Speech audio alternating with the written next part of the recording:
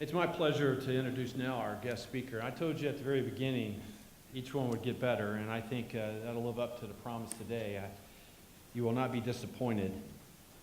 But if you're not familiar with her, Becca Stevens is an author, Episcopal priest, founder of Thistle Farms in Magdalene, a nonprofit of women who have survived prostitution, trafficking, and addiction. But just so you can appreciate her message, I just want to read some of the facts I'm sure that she won't cover. But Magdalene is a residential program who serves women for 2 years without charge and without government funding. She founded Thistle Farms, a social enterprise which currently employs nearly 50 residents and graduates and houses a natural body care line, paper and sewing studios, and Thistle Stop Cafe. And I think many of her products are out in the lobby. She's raised more than $15 million for the organization.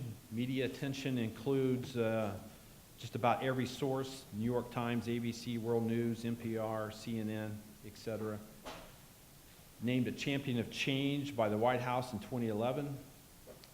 Conferred an honorary doctorate by the University of the South, and got pages of accomplishments. And we are very grateful she's here to speak to us today. Shall we welcome Becca?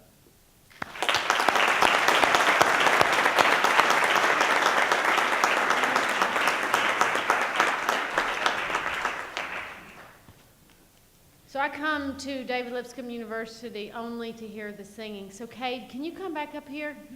And will you just do, just for this old, poor Episcopal priest, one verse of Amazing Grace with all your harmonies, without any of that horrible Episcopal organ?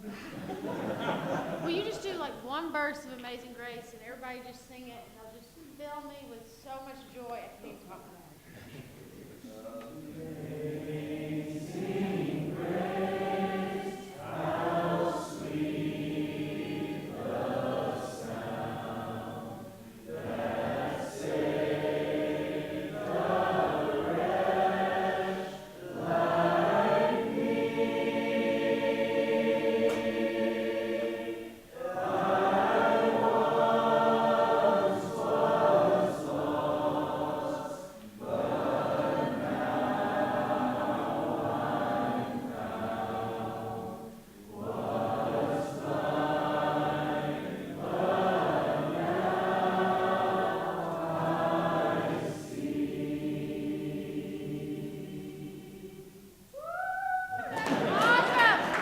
once was lost, but I'm so grateful to be here with Tim, who organizes all the events for Thistle Farms, with Anika, who is I guess, are you one of the managers of the shipping department? I have to fix this or else it's going to drive me crazy. And Tracy, who is one of the leaders of our manufacturing team. You have a great team of people here to buy all your Christmas presents for all your family. It will be done today in September, and you are done. You are welcome. That is what I'm here for, is to make your life as business students easier. I love coming to David Lipscomb. I am a Nashville native, and I grew up with a family called the Forresters. And we always said in some ways we were the opposite, in some ways we were sister families. I don't know if any of you have ever heard of any of the Forresters, but they had 4 sons and 1 daughter. We had 4 daughters and 1 son. Their father was a Church of Christ pastor, and my father was an Episcopal priest who was sent here to start a mission.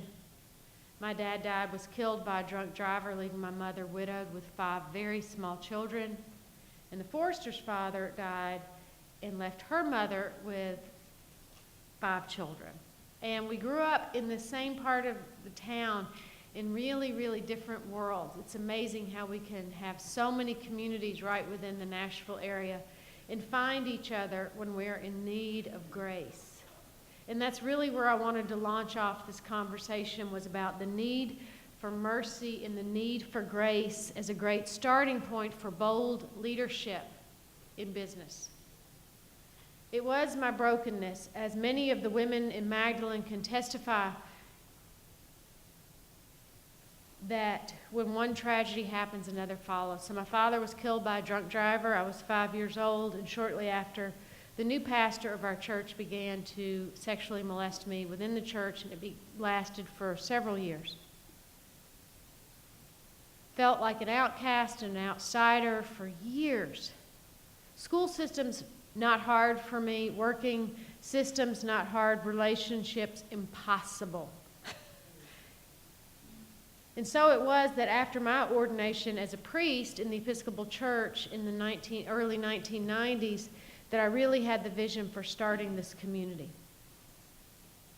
What if we could make a place for women that was free, with no authority, that women could stay at for 2 years? No government funding, no state funding, not part of the legal system, not part of anything. And just make a sanctuary for women. And so it was in 1997 we opened our first house, and 5 women came to live with us and be there in that home for 2 years. Everybody recovering, everybody doing great work. That's when I began to learn that on average the women who came to Magdalene, who are walking the streets of Nashville, Tennessee, are first raped between the ages of 7 and 11, on average hit the streets between the ages of 14 and 16. And the systems and everything in place continue that journey for the women so they can stay on the streets for decades. They can rack up 100, 125 arrests, and they have guaranteed themselves never a place to work again in their lives. And realize that it was the brokenness that bonds us, and that may well be the stirring of the Spirit. So, in this 7-point thought I have on bold leadership, which I believe is my topic, the first one is to trust that the stirring of the Spirit can lead to leadership.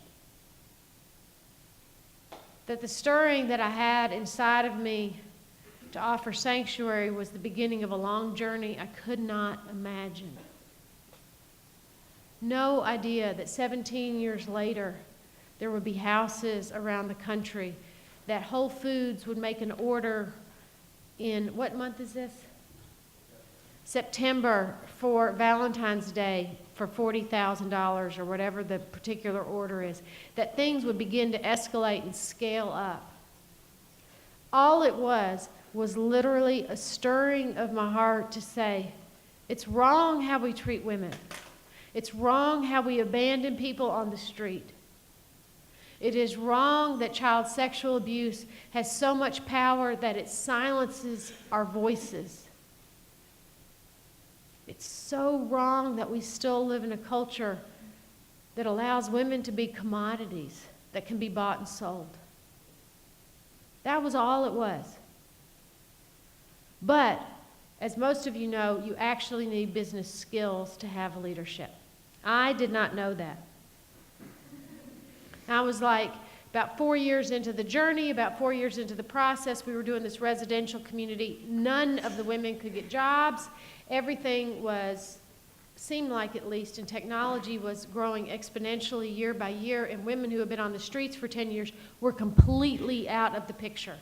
Completely. So it seems kind of mean-spirited to talk about love and recovery and being together and then saying, I need you to go fill out an application online, and somebody doesn't know how to double-click on a mouse. That if we talk about love, we have to be concerned about each other's economic well-being. So I, as a pastor, said, let's start a company and let's make healing products for the body. We'll make oils and balms, and we'll remember how valuable our body is, and it's connected to our spirit and our lives. And so then I got the brilliant idea that all our products should be named after biblical characters. And that's when I learned that true leadership, bold leadership, is not afraid to give credit, to include more people, and to listen to new ideas. So, when I started this, we had everything from the Moses lip balm, no more desert lips. We had bath salts called Lot's Wife. We had all of this stuff. We had Hannah's Laughter. We had the Flame of Penuel. We had all this stuff. And finally, when we weren't selling anything, a marketing company came in and said, okay, well, first of all, these are horrible names. would you have burning bush body balm? That's horrible. It's horrible, horrible. And I was like, yes, who named these? These are horrible. I couldn't agree with you more.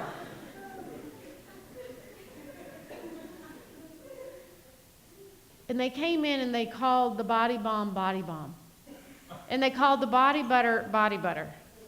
And they called the lip balm, lip balm. And they said, that is so not interesting, anything about naming the products. What is interesting is that you have a team of survivors that are preaching love heals, that have a message to give to the world that women recover, that love runs deeper than the scars that society can put on them, that we can go bolder and deeper than the oldest scars actually this world has ever known. So don't muck it up with all of these ideas and cutesy titles and all of this.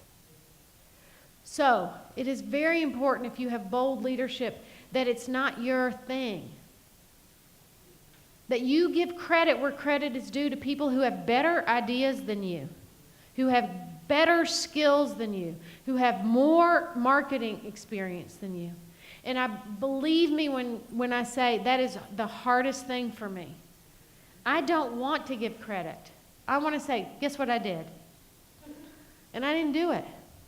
We just finished a cafe, and please, please, please have business meetings from David Lipscomb at the Thistlestop Cafe. If y'all want to talk about social enterprise, if you want to talk and live out the dream of people coming together and doing bold things, have your meetings at some point at the Thistlestop Cafe.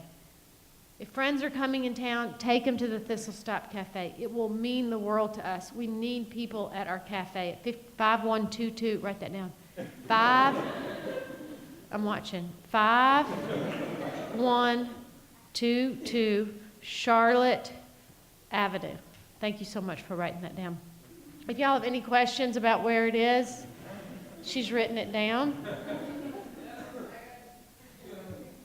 But when we finished the cafe, what we realized, it was no one's vision. That all of us had ideas, we had callings, we had these inklings, and that when we came together and people used their best gifts and their best talents and we listened to each other, something beautiful was created that none of us could have imagined. The next point on bold leadership that has to do with that is, as we have broadened and as we've expanded, we have about 14 partnerships across the globe with social enterprises around the world that are struggling. The issue with all the social enterprises is that most of them close, especially in the U.S., that work with women as their mission, as their focal point. And you know why they close? Of course, because you're decent business students. The market is against them. The market is against us. The market is against us when we are living into our ideals and paying living wages and buying the best products, buying organically and loving the earth. The market is against us because we can't be distributors as well necessarily as wholesalers and make our margins. So guess what we have to do as bold leadership is think outside the box. And the only way to think outside the box is to stay outside of the box. So my next real thing to say to you is stay outside of the box. Keep living into your ideals. Keep living into what you believe. Don't get in that box and think you have to follow this path and ever compromise your ideals. And that is a hard thing to do over a journey and over a course. People will murmur as if they are in their desert with no manna. People will complain. People will wonder, are you sustainable? They will ask you all these, what I think of as horrible questions that are very economic-based questions. And it's like, what are we sustaining? We are sustaining a whole community that is choosing to not leave any women behind. And choosing to believe that when you heal women, you heal a village. You heal their children, you heal their communities. And we have to keep introducing those ideas back into the business model. So, one of the great examples of that is the guy named Tolu, who was a refugee from Nigeria who settled in Canada, who has got this great new idea for a social enterprise called Zenith Cleaners. And it's this whole new way of thinking about cleaners and thinking about them in relationship to the community. And it's because he's never fit into a box. He's a Canadian citizen from Nigeria who was talking about a social enterprise in the U.S. He's a wandering Armenian. And that's what we are as faithful people. We are wanderers and not settled into one box. The other thing I would say about bold leadership for me in the last 17 years of doing this work is that you are supposed to take things that have been pitted against one another and make them partners. People will ask you as students to think of things as lavish or think of things as economical, and I'm telling you, those are partners. Thistle Farms is now grossing over $1 million a year in sales in the most economical way we can do it. We can house, train, and help women for half the price it takes to throw them in a prison cell per year. That is very good economics. We saved the city of Nashville, Tennessee, close to $750,000 a year just by our presence in taxes and savings, in tourism now. As more than 2,000 people have come to our fair city just to learn about what it means to love women in a radical way. Lavish and economical go together. Practical and ideal go together.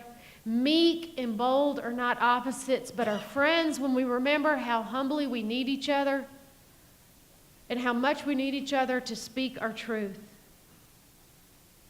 So that leads me to leadership to say to you that you need to speak your truth even when your voice shakes. That may be a sign that you're getting closer to the truth than you know. And finally, all leadership comes at a cost. If you want to have bold leadership, if you want to develop something and make it have an impact on our unjust society that is thirsting for justice, that is longing for righteousness, it will come at a high cost to you. When I first opened Magdalene, 1997, my mom had died a couple weeks before we ever opened the houses.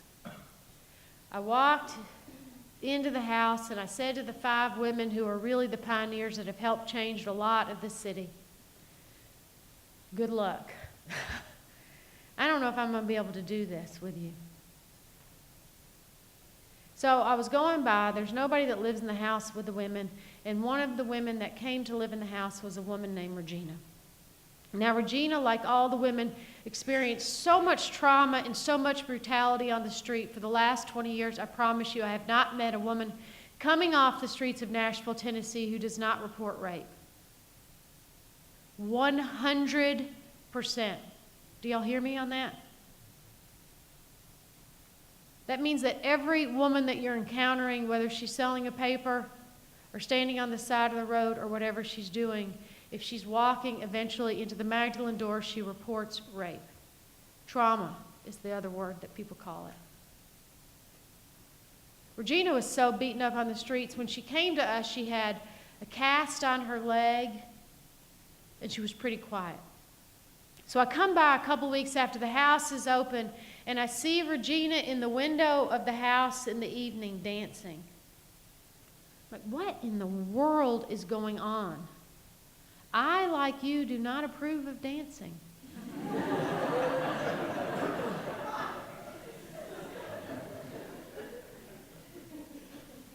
So I pulled in, and I walked in, and I said, Regina, what are you doing? And she had a gospel radio station cranked up, and she says, I'm having a Holy Ghost party. And I honestly had never heard of such a thing. We laughed about it, and we talked. And I went out to my car, and I just started weeping. And I think I wept partly because of how broken our world still is, and how much we need bold leadership. People unafraid to talk about how love heals. And people unafraid to use their amazing skills and talents for the good of others. I think I wept because I was still grieving my mom and all the losses I had known in my own life. All the brokenness that is out there for all of us who are willing to look at it. And I think I wept because I knew how much I needed this. I needed to feel what it was like for the Spirit to move me to dance, to move me in a way that wanted me to express myself freely and to have a voice to say whatever it is I wanted to say. And I think I wept because I knew how much it was going to cost me. Do you think when I was an undergraduate, I thought for the next 20 years, I was going to be helping women from the streets and doing this work day in and day out? I was a mathematician.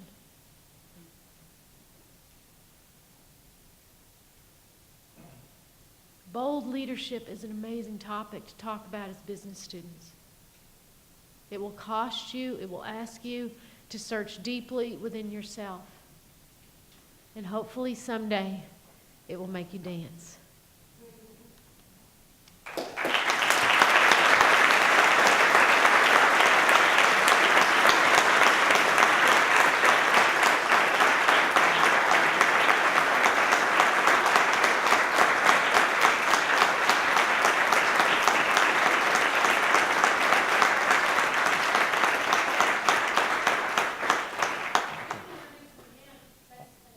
Well, I'll let you. Becca brought some friends with her. Yeah, come on. Hello, I'm Tracy. I am a 2007 graduate, manufacturing manager, and I just want to say thank you for listening to our story. It was hard, but I want to talk about the products. Our products is like we put love into it, so we can help another woman off the street, like me. We have lotions, soaps, shower gel, lip balm, room spray, bath teas. We have kits, t-shirts. We have jerseys. Just stop by and me and Nika can tell you more about it. We can tell you our story, and please purchase something. Thanks.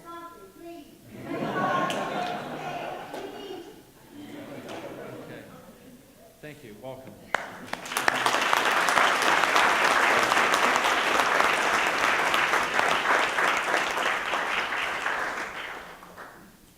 You know, how can you follow that? So I invite you to please hang around a few minutes, meet our guest, shop, have some pizza, sign the integrity pledge if you haven't, and please also come back next week. Next week will be number 5 in the series, and we'll talk about the virtue of credible. Alfonso Alexander, the president of the Center of Public Trust. But thank you again, Becca. Very, very powerful. And we'll see you next week.